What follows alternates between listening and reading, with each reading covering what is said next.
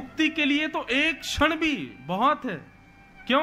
हमारे शास्त्रों में कहा जाता है जीवन भर भले ही पाप किया हो व्यक्ति ने, लेकिन यदि वो अंतिम श्वास लेते समय भगवान नाम गा ले, अंतिम श्वास निकल रही है और उसी समय उसके मुख से निकल जाए जगन्नाथ और बस प्राण निकल गए, फिर उसके जीवन के सारे गिले शिकवे माफ हो जाते हैं, वो सीधे वैकुंठ ही जाता है।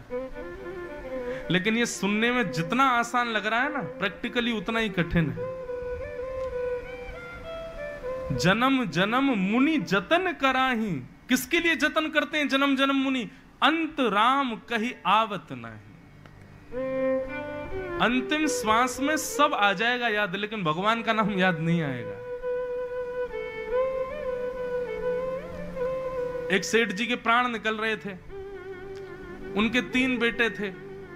अच्छा, प्राण जब सहज प्राण निकलते हैं ना, अपनी आयु पूर्ण करके जब व्यक्ति प्राण त्यागता है 80-90 के बाद, तो क्या होता है?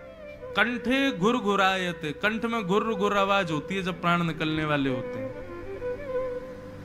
उनका कंठ घुर घुर आवाज कर रहा था, तो बेटा बोला, पिताजी पिताजी आप प्राण मत त्यागिए।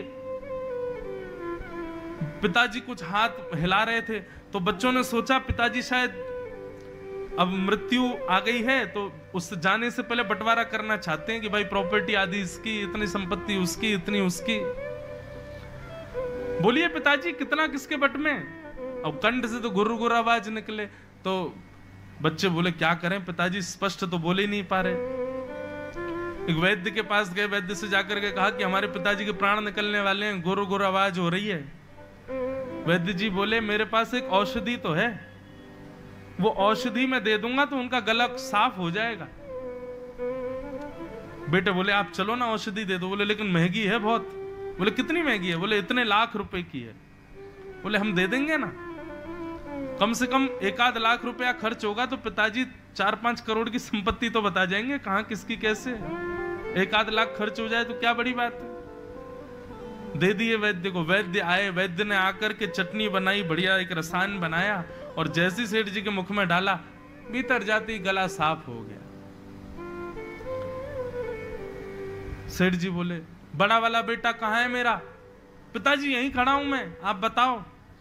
बीच वाला कहाँ है? बोले मैं भी यहीं हूं। छोटा कहाँ है? बोले मैं भी यहीं हूं। तुम्हारी पत्नियां कहाँ हैं? बोले वो भी यहीं खड़ी हैं, आप तो बस बता के जाओ किसका कितना कैसे।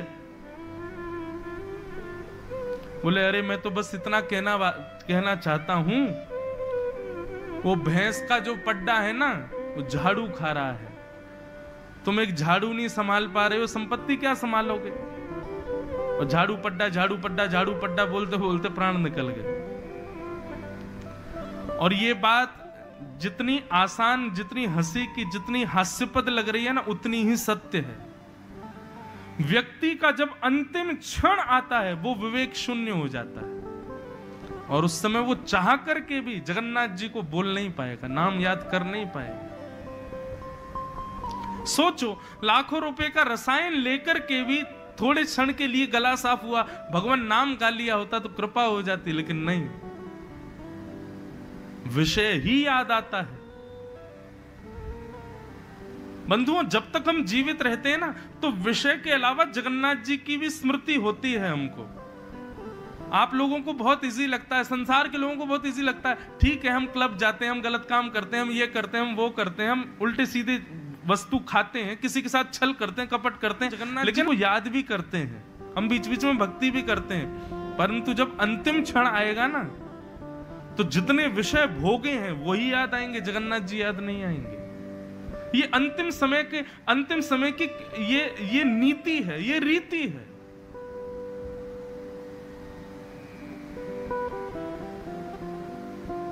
इसलिए हमारे यहां कहा गया, काम करते चलो नाम रटते चलो, हर समय कृष्ण का ध्यान धरते चलो, मुरली वाले को मन से रिझाते चलो, कृष्ण गोविंद गोपाल गाते चलो। हर क्षण याद करो श्याम सुंदर को, हर क्षण उनकी स्मृति बनी रहे हमारे दिमाग में। चलते फिरते उठते बैठते खाते पीते हर समय ठाकुर जी को याद करो। हम नहीं कहते घर परिवार छोड़ो, भाई छोड़ना नहीं है, हम खुद घर परिवार वाले,